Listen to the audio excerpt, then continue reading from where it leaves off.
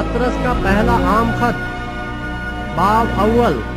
पतरस की तरफ से जो यीशु मसीह का रसूल है, उन मुसाफिरों के नाम जो पिंतुस, गिलतिया, कप्पदूकिया, आसिया और बथूनिया में जा बजा रहते हैं, और खुदा बाप के इल्म साबिक के मुआफिक रूह के पाक करने से फरमाबरदार होने और यीशु मसीह का खून छिड़के जाने के लिए बुरगजीदा हुए हैं।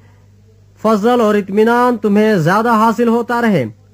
हमारे खुदावंद यीशु मसीह के खुदा और बाप की हम्द हो, जिसने यीशु मसीह के मुर्दों में से जी उठने के बाइस अपनी बड़ी रहमत से हमें जिंदा उम्मीद के लिए नए सिरे से पैदा किया, ताकि एक गैर फानी और बेदाग और लाजवाल मीरास को हासिल करें। वो तुम्हारे वास्ते जो खुदा के कुदरत से ईमान के वसीले से उस निजात के लिए जो आखिरी वक्त में जाहिर होने को तैयार है, हिफाजत किए जाते हो, आसमान पर महफूज है। इसके सबब से तुम खुशी मनाते हो, अगरचे अब चंद रोज के बाद जरूरत की वजह से तरह तरह की आजमाइशों के सबब से गमजदा हो। और ये इसलिए है कि तुम्हारा आजमाया हुआ ईमान, जो आग से आजमाए हुए फानी सोने से भी बहुत ही बेशकीमत है, यीशु मसीह के ज़हूर के वक्त तारीफ और जलाल और इज्जत का बाइस ठहरे।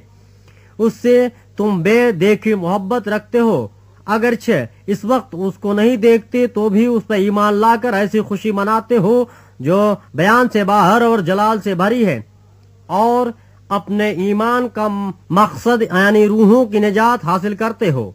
इसी निजात की बाबत उन नबियों ने बड़ी तलाश और तहकीक की, जिन्होंने उस फजल के बारे में जो तुम पर होने को था नबूवत की।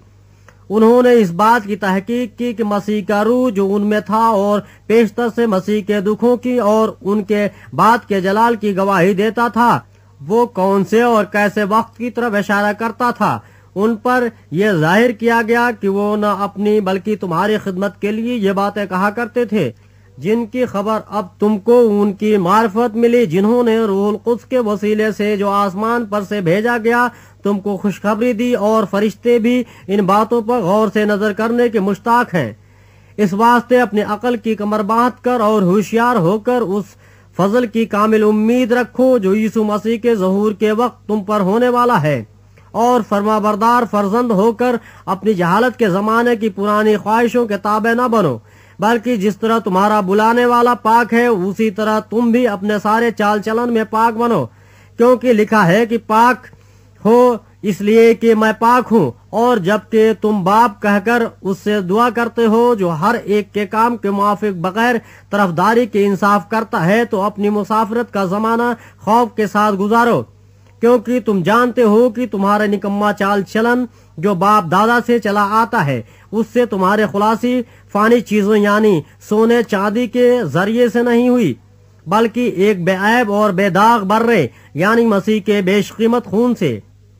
उसका इल्म तो बिनाए आलम से पेशतर से था, मगर ज़हूर आखिर जमाने में तुम्हारी खातिर हुआ कि उसके वसीले से खुदा पर ईमान लाए हो, जिसने उसको मुर्दों में से जिलाया और जलाल बख्शा, ताकि तुम्हारा ईमान और उम्मीद खुदा पर हो। चूंकि तुमने हक की ताबेदारी से अपने दिलों को पाक किया है, जिससे भाइयों की बेरिया मोहब्बत पैदा हुई, इसलिए दिलो जान से आपस में बहुत मोहब्बत रखो, क्योंकि तुम फानी तुख्म से नहीं बल्कि गैर फानी से खुदा के कलाम के वसीले से जो जिंदा और कायम है नए सिरे से पैदा हुए हो। चुनांचा हर बशर घास की मानिंद है, और उसकी सारी शान और शौकत घास के फूल की मानिंद।